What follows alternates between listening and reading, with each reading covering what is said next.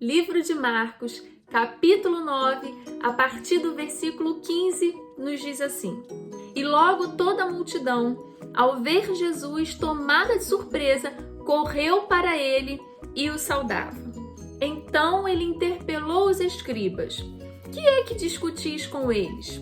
E um dentre a multidão respondeu: Mestre, trouxe-te o meu filho, possesso de um espírito mudo.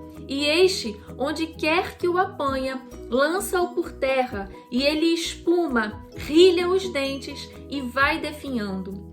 Roguei a teus discípulos que o expelissem, e eles não puderam. Então Jesus lhe disse: Ó geração incrédula, até quando estarei convosco? Até quando vos sofrerei? Trazei-mo. E trouxeram-lhe. Quando ele viu a Jesus, o espírito imediatamente o agitou com violência e, caindo ele por terra, revolvia-se espumando. Perguntou Jesus ao pai do menino: Há quanto tempo isto lhe sucede? Desde a infância, respondeu. E muitas vezes o tem lançado no fogo e na água para o matar. Mas se tu podes alguma coisa, tem compaixão de nós e ajuda-nos.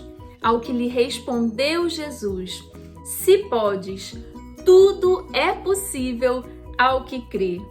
E imediatamente o pai do menino exclamou com lágrimas: Eu creio, ajuda-me na minha falta de fé. Eu vou parar a leitura aqui no versículo 24, mas se você ler todo o restante da história, você vai ver que o desfecho dela foi um desfecho de vitória.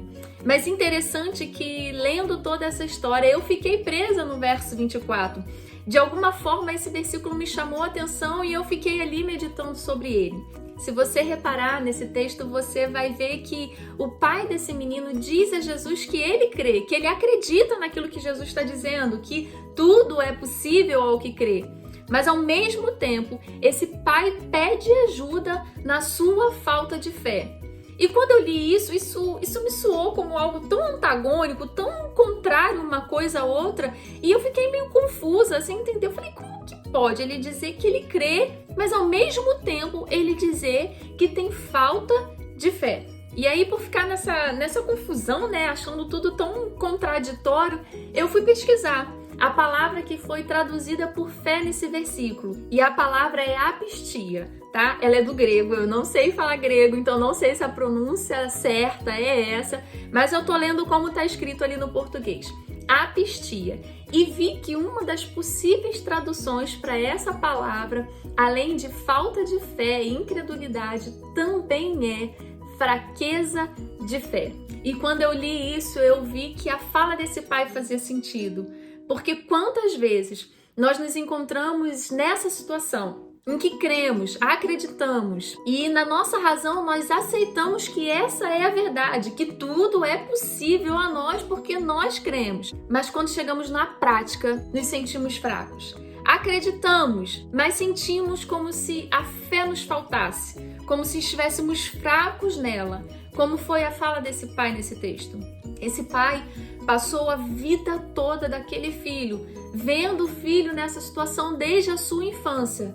E aí ele chegou nesse ponto, num ponto em que ele estava fraco de fé.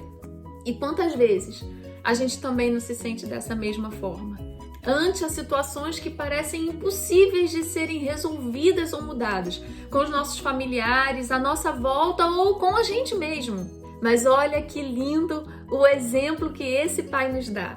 No verso 24, ele diz: E imediatamente o pai do menino exclamou com lágrimas: Eu creio, ajuda-me na minha falta de fé. Ajuda-me na minha fraqueza de fé. Ele abriu a boca e pediu ajuda. Como eu disse anteriormente, o restante dessa história tem um desfecho de vitória, mas foi necessário que esse pai abrisse a sua boca e pedisse ajuda na sua fraqueza de fé. E o que eu quero trazer para você aqui com isso é que, ainda que você creia, que aqui, na sua razão, você saiba que tudo é possível a você, que você acredita nisso como verdade na sua vida. Mas caso você esteja passando por uma situação em que você se sinta fraco de fé, como se ela te faltasse, abra a sua boca e peça ajuda. Não sofra sozinho. Não tenha vergonha de reconhecer que você está se sentindo fraco de fé e que você precisa de ajuda. Caso contrário, será muito difícil que você tenha um desfecho de história vitorioso como o desse pai, que não hesitou em abrir a sua boca e pedir ajuda quando ele identificou aquele que o poderia ajudar. Não somos autossuficientes. Precisamos uns dos outros. Eu oro que quando você vier enfrentar situações que talvez te levem a se sentir dessa forma, fraco da fé, como se ela te faltasse, que você possa se lembrar do exemplo desse pai e que mesmo em meio às suas lágrimas, você abra a sua boca e peça ajuda.